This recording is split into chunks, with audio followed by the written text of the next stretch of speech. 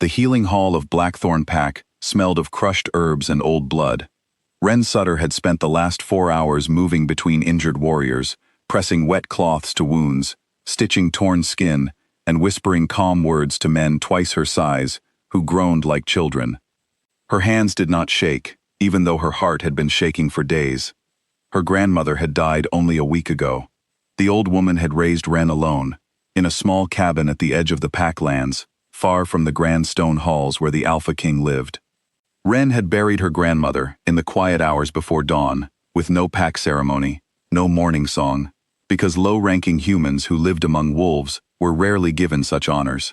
She had returned to her healing duties the very next morning, because the pack needed her, and because grief was a luxury she could not afford. Tonight, a failed ritual at the northern border had left 6 warriors wounded, 2 of them badly. Alpha King Kale Ashgrove had ordered every healer to the hall, and Ren, exhausted from sleepless nights and quiet tears, had answered the call like everyone else. She was kneeling beside a broken-ribbed warrior named Doran when Kale entered the hall. The room fell silent the way it always did around him. He was tall, dark-haired, and carried himself like a blade that had never once been dulled. Ren had heard the stories. Years ago, his first mate had betrayed him, working with a rival pack to weaken Blackthorn from within. Since then, Kale had ruled with a coldness that made even seasoned warriors lower their eyes. He walked straight to her. "The wound on my shoulder needs closing," he said, not as a request, but as a command. Ren nodded and gestured to the table beside her. He sat, removing his torn shirt, revealing a gash along his shoulder that would have killed a normal man. She began cleaning it with practiced hands, her fingers steady, even though exhaustion pulled at every part of her body. It happened slowly, a tremor first, in her hands. Then her vision blurred. She blinked hard, trying to push the grief back down where she usually kept it hidden, but the past week had drained her reserves completely. A single tear slipped down her cheek, then another, falling onto the cloth in her hands. She did not sob. She did not make a sound. She simply kept working, tears falling silently as she stitched his wound with careful precision. Kale noticed. "Why are you crying?" he asked, his voice flat, almost annoyed. "It's nothing, Alpha," Ren said quietly. "I'll finish quickly." "It is something," he said, "if it is happening while you hold a needle near my skin." She swallowed hard and kept her eyes down. "My grandmother passed away recently. I am still adjusting." Kale's expression did not soften. If anything, something colder crossed his face. "Grief is not an excuse for weakness," he said. "Every wolf in this pack has lost someone. You do not see them falling apart in front of me." The words landed like a slap, though he had not raised his voice. Around them, a few warriors who were listening exchanged glances, but none dared speak. "I'm not falling apart," Ren said softly. "I am simply tired." "Then rest after you finish," Kale said, "and save your tears for somewhere I do not have to watch them. I have no patience for performances of sadness." Ren's hands stilled for just a moment. Performances of sadness, as if her grief, her exhaustion, her loneliness, were nothing but a show meant to earn sympathy. She wanted to argue, to tell him that she had buried the only family she had ever known without a single kind word from anyone in his pack, that she had returned to work the very next day because she had nowhere else to go and no one else to lean on. But she said none of it. She simply finished stitching his wound, wrapped it carefully, and stepped back. "You may go," Kale said, already turning his attention elsewhere, as if the conversation had never happened. Ren gathered her supplies without a word and walked out of the healing hall. Behind her, she heard the quiet murmur of pack members whispering about what had just happened. She did not look back. The night air outside was cold and sharp, and for the first time in days, she let herself cry properly, walking the long path back to her grandmother's cabin at the edge of the territory. The moonlight traced silver lines along the trees, and Ren felt, for a moment, entirely and completely alone. When she reached the cabin, she did not go inside right away. She sat on the wooden steps, staring at the dark tree line, replaying Kale's words in her mind. Performances of sadness, weakness. She thought of every year she had spent healing his warriors, asking nothing in return, staying invisible so that no one would ask too many questions about her or her grandmother, because there were questions that could never be answered safely. Inside the cabin, hidden beneath a loose floorboard under her grandmother's bed, was a leather journal that Wren had read only once, the night after the funeral. It had taken her hours to work up the courage to open it, and when she finally did, the truth inside had changed everything she thought she knew about herself. Her family was not simply human. They were descendants of the Emberwild bloodline, a line of wolves that had once been hunted nearly to extinction generations ago. The Emberwild gift was rare and feared, because those who carried it, when their power was finally awakened, could unravel the bond between an alpha and their pack. Not through violence or war, but through blood and will alone, they could dissolve the mystical thread that gave an alpha king authority over the wolves who served him. Wren's grandmother had spent her entire life hiding this truth, moving from pack to pack, never letting anyone learn her family name, never allowing Wren's wolf, dormant as it was, to awaken fully in front of others. She had taught Wren to stay small, to stay quiet, to never draw attention, because an alpha who discovered what she carried in her blood might see her as either a weapon to control or a threat to destroy. Wren had never told anyone. She had planned to keep living quietly at Blackthorn's edge, healing the sick, burying her secret along with her grief, for as long as she possibly could. But sitting on those steps, cold and hollow after Cale's words, something inside her shifted. She went inside, lit a single candle, and pulled the journal from beneath the floorboard. She read it again, slower this time, absorbing every detail her grandmother had written about their bloodline, about the old symbols that marked an Emberwild descendant, about the strange calm that wild wolves felt in their presence, a calm Wren had noticed herself over the years, but never understood. She thought of the last few weeks, the way injured wolves under her care healed faster than expected, the way even the most feral, half-turned patients settled the moment she touched them. She had always believed it was simply her gift for healing. Now she understood it was something far older and far more dangerous. If Cale ever learned the truth, he would not see a grieving healer anymore.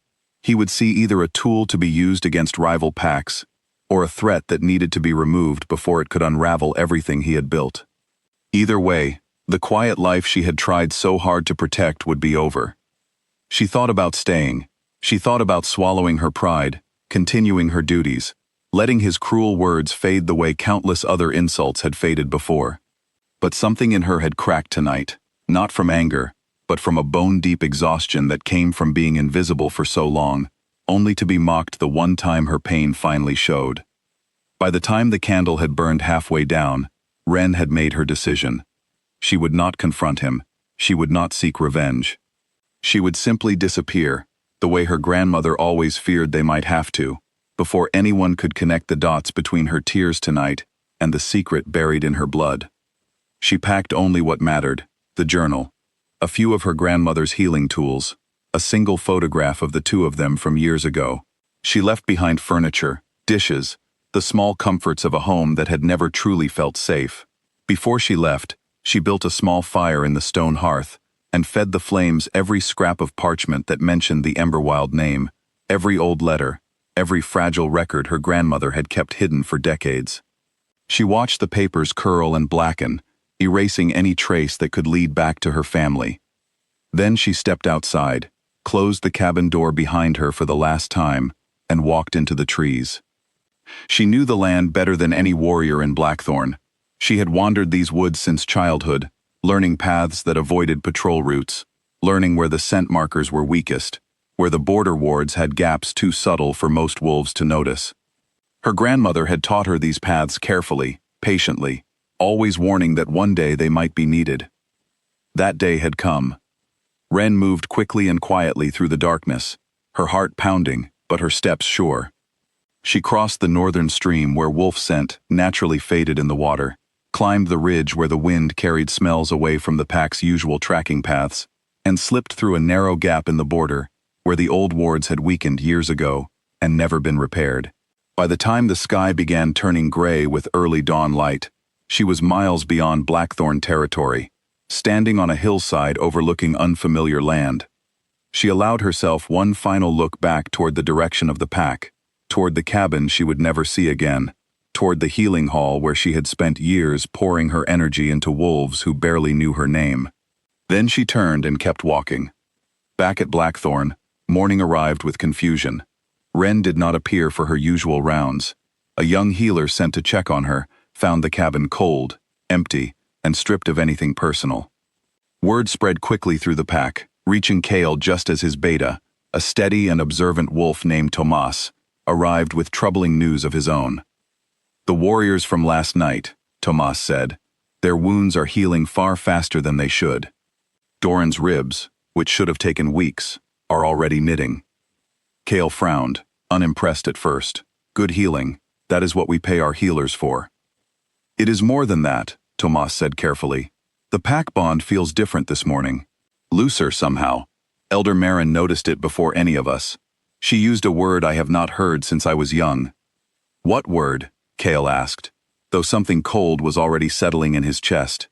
"Emberwild," Tomas said. The name struck Kale like ice water. He remembered fragments of warnings passed down from his own father, stories of a bloodline capable of unraveling an alpha's hold over his pack, stories dismissed for generations as myth because no one had seen proof of it in living memory. He thought immediately of the healer who had cried in front of him hours earlier, the one he had mocked without a second thought, the one who had vanished before sunrise. He thought of how calm the wounded warriors always became when she treated them.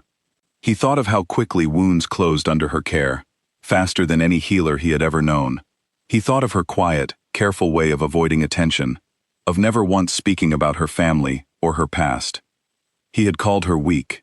He had called her tears a performance. And all the while, she had carried something powerful enough to undo his entire reign, something she had kept hidden, not out of deceit, but out of fear. Fear that someone exactly like him would see her only as a danger or a weapon the moment they learned the truth. Kale sent trackers to the border immediately, but they returned by midday with nothing. No scent trail, no signs of struggle, only a single folded note left on his desk, placed there sometime in the night by hands no guard had noticed. He unfolded it slowly. "You mocked the tears of someone you never bothered to see. I hope your pack survives not seeing me either." Kale stood in his chambers for a long time after reading those words, the morning light spilling across the floor, the pack bond around him still faintly loosened in ways he did not fully understand. He thought of every year she had served his pack quietly, every wound she had healed without complaint, every moment he had looked past her because she seemed too small, too plain, too unimportant to notice. He had mocked her tears without ever wondering what pain lived behind them. Now she was gone, taking with her a secret that could one day unmake everything he had built, a secret he had held in his hands the entire time and never once thought to look closely enough to see. Somewhere far beyond Blackthorn's borders, Wren Sutter walked on through unfamiliar woods, her grandmother's journal held close against her chest. For the first time in longer than she could remember, no one was watching her, no one was judging her tears, and no one had the power to call her weak.